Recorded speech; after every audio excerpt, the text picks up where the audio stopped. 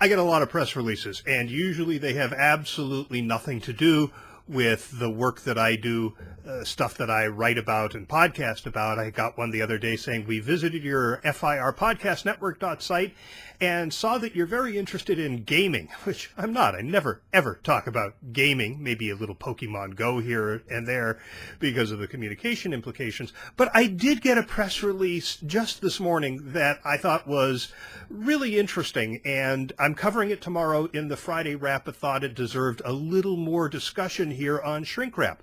It came from the University of Missouri Journalism School, where a couple of graduate students, Douglas Wilbur and Danielle Meyer, looked at over 1,000 tweets that had to do with the release of the movie last year called Concussion.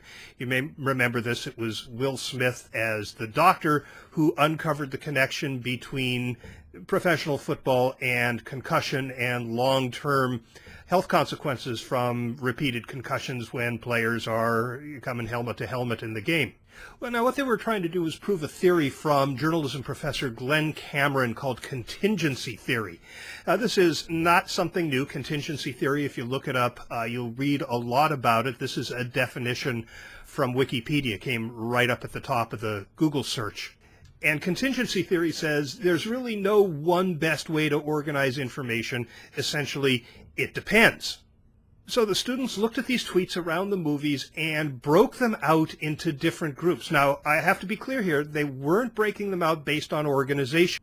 It wasn't the American Medical Association or some labor union representing professional athletes. It wasn't the American Bar Association. It was just health professionals, athletes and retired athletes, lawyers, and the general public. Here's what they found. They found that among health professionals, there was a generally positive view of the movie. In fact, all of these publics had positive views of the movies. But among health professionals, even though they weren't connected by an organization and weren't necessarily connected to each other, they were all talking about how the movie raised awareness of the need for additional research into brain trauma. Now, you look at professional athletes and retired athletes, and again, whether they were connected together by organizations or not, they all had this favorable view of the movie, along with some positive views of the fact that the awareness levels were being raised around concussion that affects professional athletes. Lawyers were talking about the legal impact of the movie, what this would probably mean in terms of lawsuits and litigation and other legal issues. And the general public, while they liked the movie, developed a pretty negative view of the National Football League, which was not cast in the world's best light in this movie, trying to hide or block release of the results of this study out of fear that it would affect their ability to rake in billions of dollars from the football season. Now, this probably doesn't come as a surprise to a lot of people, the idea that people in these different subgroups would have different reactions to the movie makes perfect sense. But most of the organizations I know that are monitoring social media tend to be monitoring in one big group. They're saying the overall sentiment was X or the share of voice was Y. They're not breaking it down into subgroups. Now, there are organizations that do. Dell Computer has a really sophisticated program. In fact, I reported about this program on my blog a couple of years ago when I went to Dell World, and they're able to identify that it is developers, for example, who are having this particular conversation about a particular product from Dell. And that's great, but this is a proprietary product. It's not something that Dell makes available to customers. So most organizations don't have the kind of tools that allow them to break out these subgroups. But based on the University of Missouri research, it would probably be a good idea to start to figure out how to identify who's saying what in response to your communication, and in particular around a crisis. Because this was a crisis for the NFL. Their reputation was threatened, and they did have reactions to the movie. But if they were able to see specifically that healthcare researchers were having one particular reaction, they might be able to quickly put together a white paper or an infographic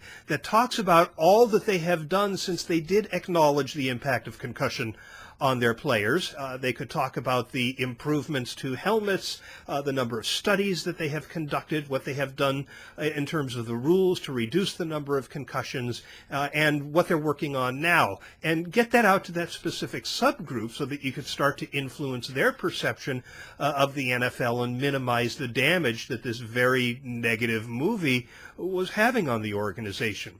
Certainly the producers of the movie could have leveraged this information. For example, once they saw the interest among healthcare professionals, they could have offered interviews to the medical advisors on the film or issued some sort of paper or release addressing the accuracy of the research that was presented in the movie.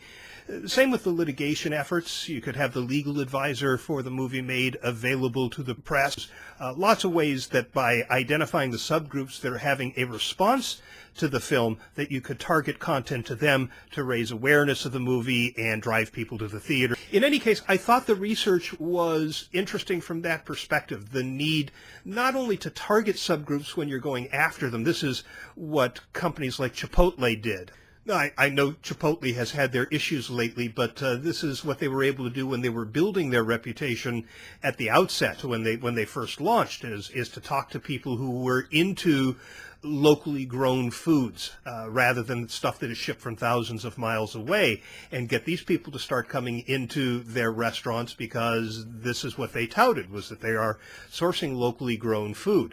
So, this has been a way to attract a target market, but now it's also a way to respond in a crisis or when somebody else issues a communication that has an impact on your organization, to break out the responses and look for those common factors within those subgroups. So I was really pleased to see this research. Congratulations to the research team out of the University of Missouri. I hope they get a lot of credit for this. The link to the research is in the post on the Holtz.com website, so you can go read the full release. And until next week, that'll do it for the Shrink Wrap.